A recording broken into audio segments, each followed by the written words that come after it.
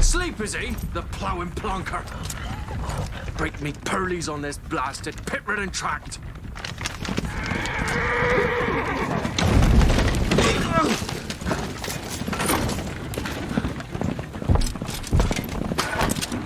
Where's fear on dry road?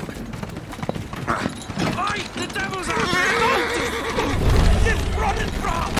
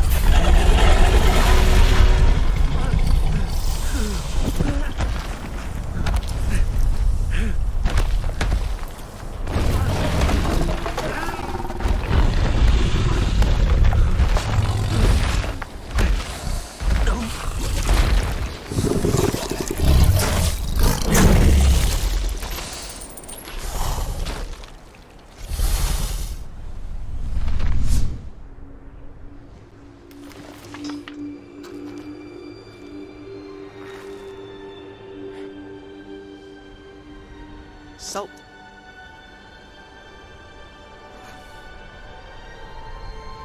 Almost had me fooled, Fruin.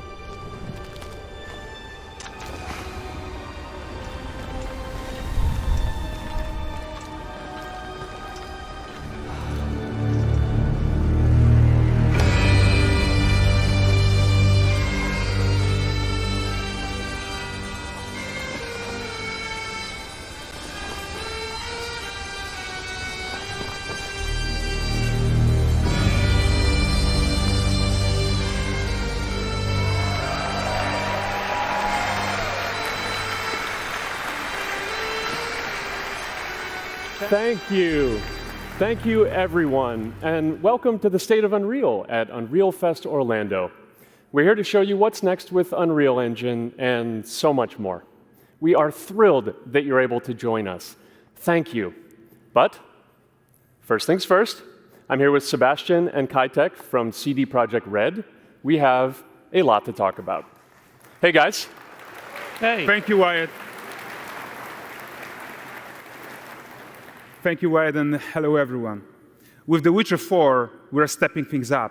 And to do that, we needed the right partner, one that truly understands that great open-world games are all about art and technology coming together.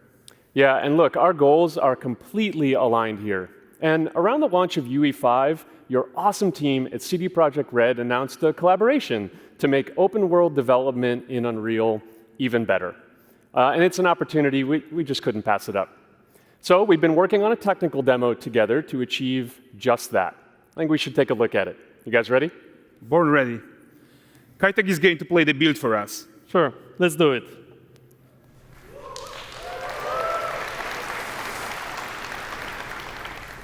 This is a technological showcase set in the world of The Witcher 4. What you just saw and are going to see now is running on a standard PlayStation 5 at 60 FPS with ray tracing.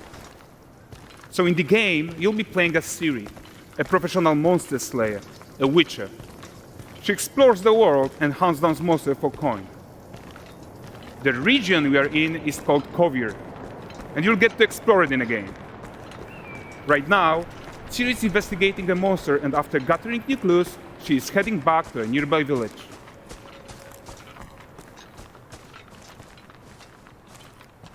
All right, everyone, Meet Kelpie. Let weeds be weeds, Kelpie. So just like Geralt and Roach, Ciri has her own loyal companion. We return to town. These two characters need to feel like one. Since you're gonna explore the world on horseback, riding needs to feel seamless, natural, and just fun. Yeah, and to support that, we're introducing multi-character motion matching in Unreal. So Ciri and Kelpie, they're perfectly synchronized when mounting from any angle and speed. And we also support root motion movement on Kelpie, so controlling her feels realistic and grounded. And there are also some really nice improvements to our Unreal Chaos Flesh Solver and these machine-learned deformations. So you've got realistic muscles moving and stretching under Kelpie's skin without compromising the performance there.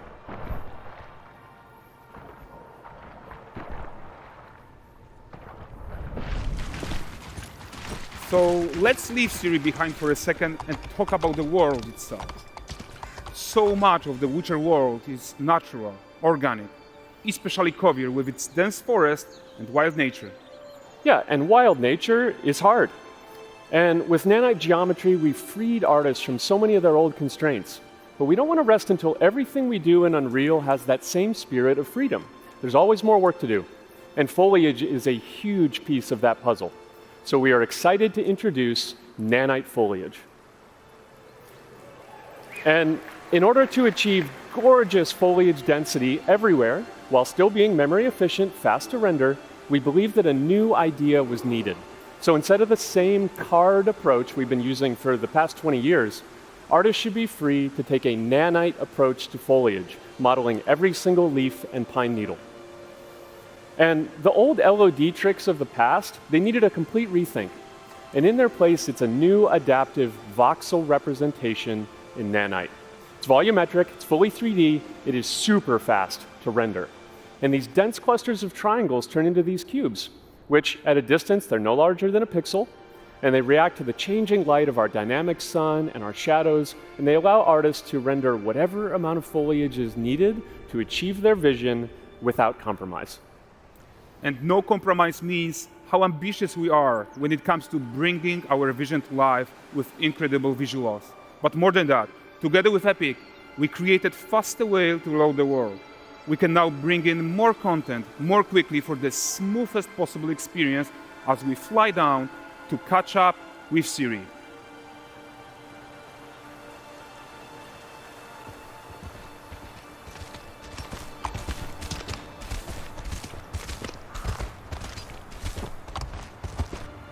Welcome to Valdrest.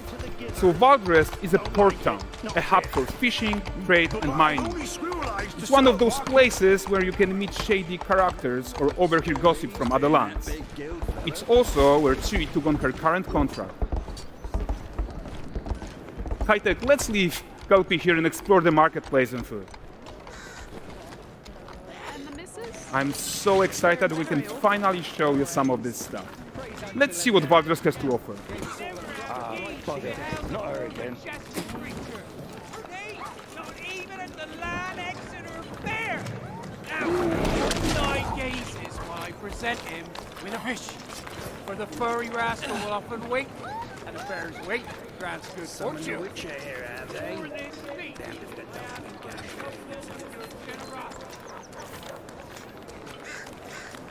Pardon. Guys, notice how responsive the world is. Character actions directly affect what happens around you, sometimes even setting off chain reactions. Everything is working together.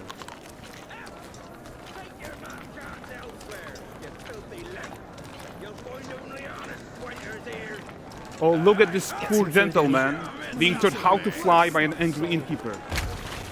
That's what happens when you cheat at Gwent. Last of it, is it? Ready to aim.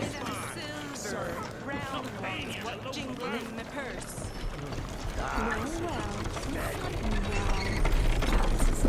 Okay, so this is the guy who gave the series quest his own. Like you probably suspect, he has his own agenda in all of this. You off your tits again, Wilfred. Get your ass up.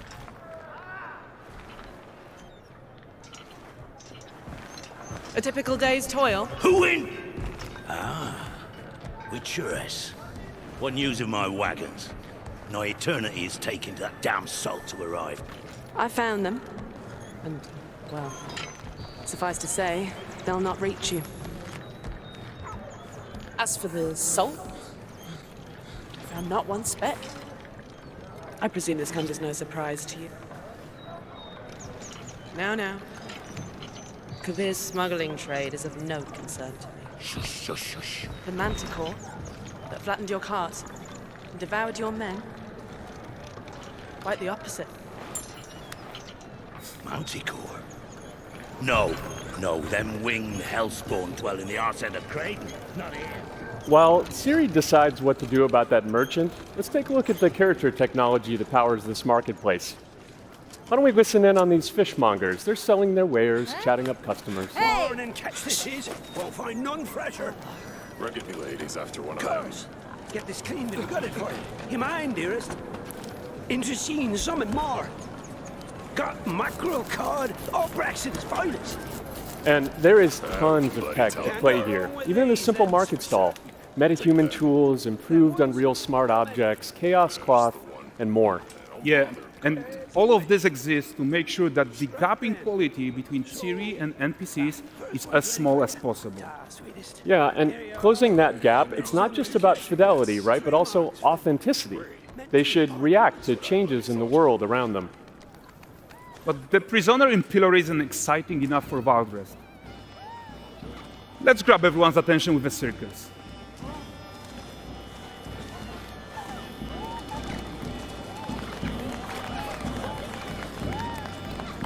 But the great performance deserves a huge crowd though. Let's crank it up.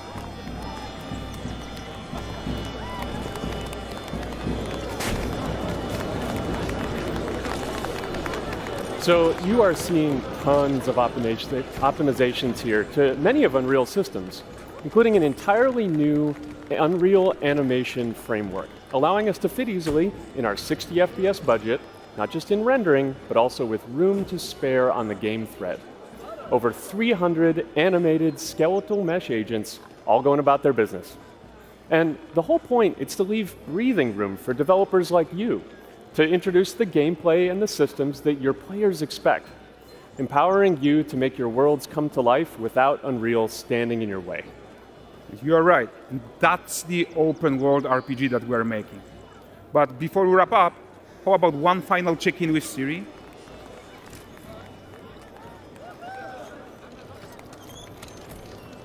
We are making this game to be the most immersive and ambitious open world Witcher game ever. And we are making this a reality thanks to our work on Unreal with the team at Epic. I think what we are doing together is going to bring in a new generation of open world RPGs, and I'm so proud of what we accomplished so far. We are too. So we're almost done, but before we go, here's a small gift for all Witcher fans. A first look at Lanexeter.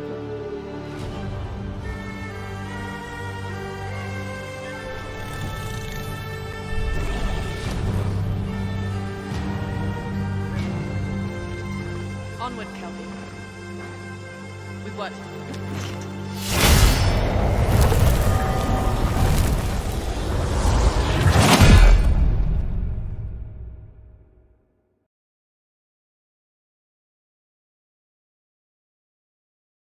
PlayStation